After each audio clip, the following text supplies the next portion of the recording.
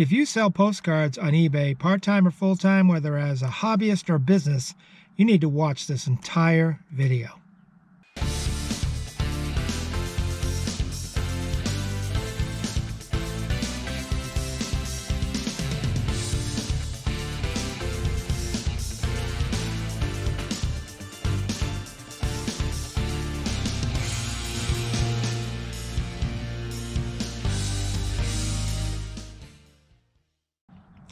Hey guys, Ken here. Welcome back to the channel. It is an absolutely gorgeous morning here in Florence. I'm out here enjoying the sunrise this morning, drinking my coffee, just spending some quiet time before I start my business day. And, you know, this video today is going to be really important. And I want you to watch the entire video right to the end because, you know, if you run a business on eBay selling postcards, whether you do it part-time, full-time, as a business, or even as a hobby, there's a certain way that you should act and a certain way that you should not act when running your business, okay?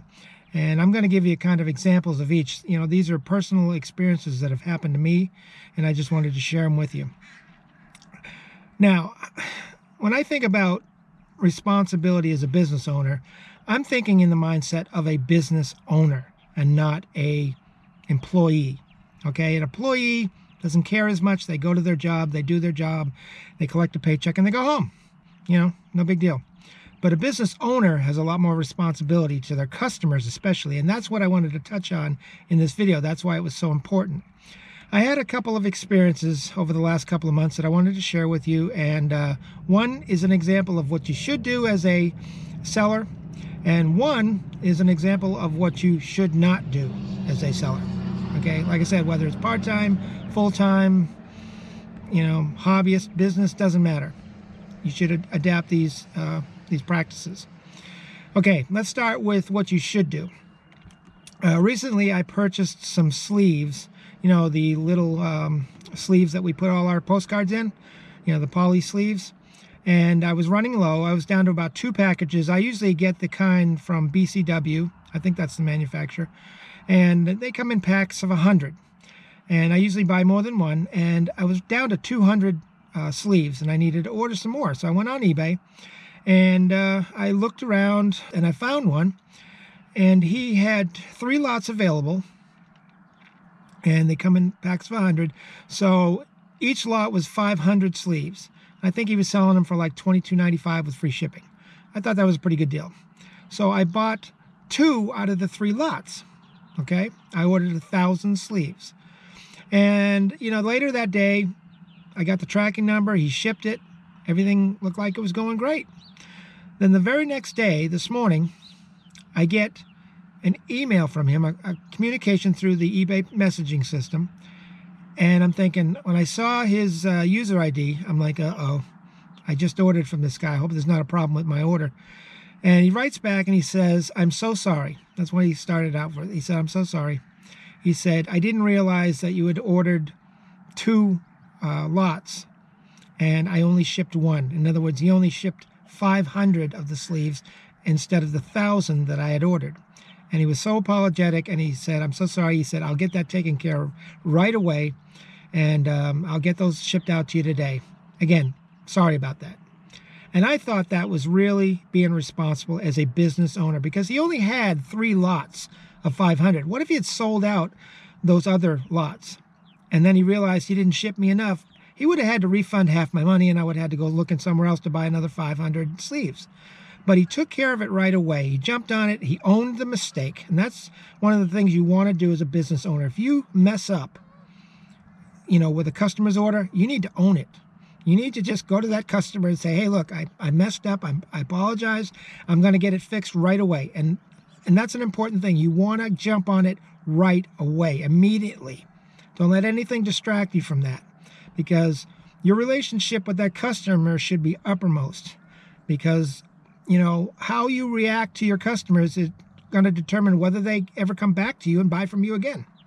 Okay, I have many people buying from me 2nd, 3rd, 4th times because I offer excellent customer service and I communicate well with my customers. Okay, I always do that. That's like core in my business. So, you know, I really appreciated the fact that he jumped on this so quickly, and he communicated with me, let me know what was going on, didn't leave me hanging. Okay, and that's called being proactive. You know, that's attacking the problem before I even knew there was a problem. I mean, when I saw the tracking number, I thought everything was cool. And then he writes me and tells me there's a problem, and this is what he did to solve it. Oh, seagulls are coming out. But, you know, that's the way it should be. That's the way you should treat your customers. Because without customers, guys, you don't have a business. You have a hobby. But even if you run your business as a hobby, you know, you still should execute certain characteristics of responsibility, you know, how you have it set up in your account, in your eBay account, you know, on your handling time, whether it's 1, 2 days, 5 days. Now, eBay used to let the buyer know how many days the seller was going to choose as a handling time. And you could actually go to the shipping and handling tab and you could actually read it for yourself. But eBay decided they're going to hide that information from the buyer now. I don't know why they did that, but they did it. So anyway, what happened was he got proactive, he took care of the problem, and everything's cool. In fact, I know he took care of the problem because I saw a second tracking number. Okay, so actually he had to print 2 labels, and he admitted to his mistake, and he took care of the problem. Now, let me share an experience with you that I had, that this is how you should not react as a seller, okay? I ordered something, I forget what it was a couple of months ago, off of a seller, and I forget what his feedback rating was. I think it was like a 99.7, or it wasn't too bad, but it wasn't 100. But I figured, well, that's not too bad, I'll take a chance. Usually I don't order from people that don't have either 100% or are very close to it, like 99.9. But I took a chance on this guy, and I ordered some supplies, and a week went by, 7 days went by, and I check the tracking all the time on this, just to see the status of the order. And what happened was, a week went by, and it looked like it hadn't even been taken to the post office yet. I mean, there was no activity, no movement on the tracking, and you can always tell, because on the tracking, it will say, you know, label's been created, and that's all it said. Just a label had been created. That's it. You know, if the post office is in possession of the item, it will say that on the tracking. It will say U.S. Post Office, you know, a certain city is now in possession of item. And then it'll go from there, and it'll say in transit and that kind of thing. But it will tell you the status of it. But in this case, it just said the label had been created. So after 7 days and no communication from the seller at all, I finally contacted him and I said, I was looking at the tracking and it looks like you haven't even taken this to the post office. What's the story? You know, I paid for this a week ago and it looks like it hasn't even been shipped yet. So he got back to me in a reasonable amount of time, but it's the way he got back to me. And this is where I emphasize that it's really important that you remain positive and professional on this.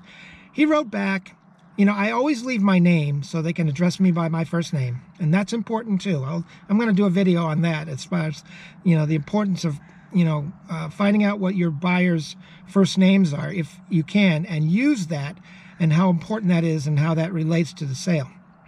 But he wrote back, and this is what he wrote. I got busy. Probably will ship tomorrow. And that's all he wrote. And I looked at that and I'm like, are you kidding me? This guy is already a week late with getting it shipped. And I couldn't believe what I was reading. It's like, got busy.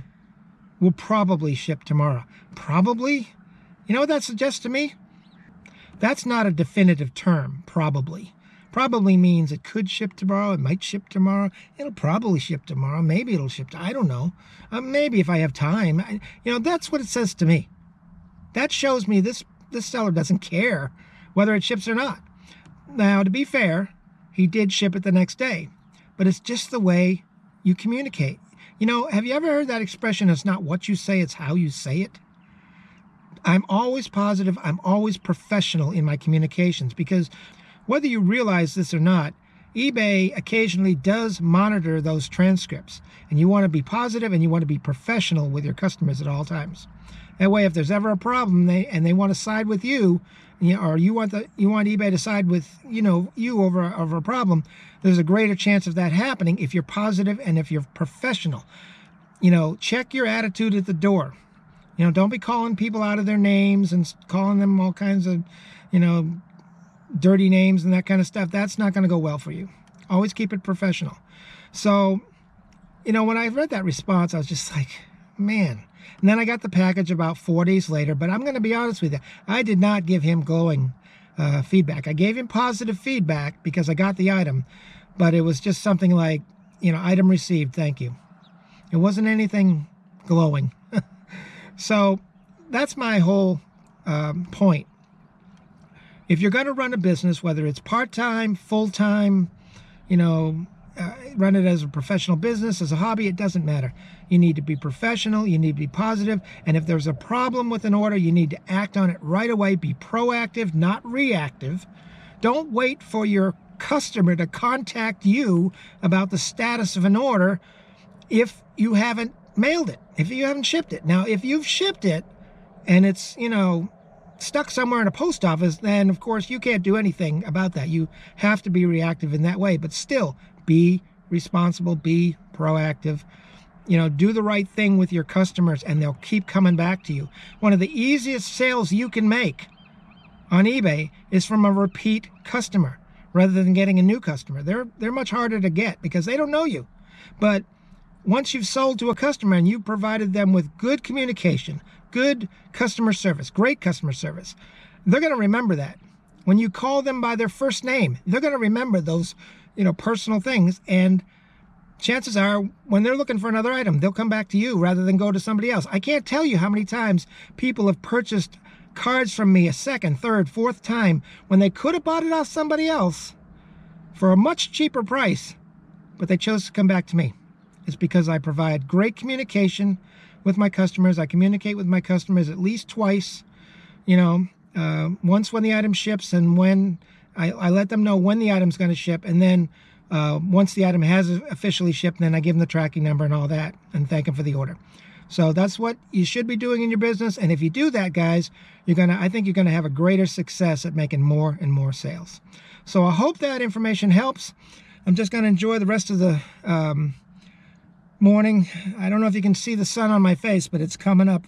It's actually above the mountains over there.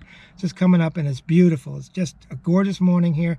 I hope you guys are having a great day. I hope even during this summer slowdown, you're having good sales. But I hope that information helps, guys. If it does, you know what to do. Smash that like button. It really helps the channel. I really appreciate it. And I appreciate all you guys. I appreciate all my new subscribers. I'm just having a ball with this YouTube channel, and I just appreciate you guys so much. Listen, I got to go, but you guys have a great day, and we'll see you on the next video.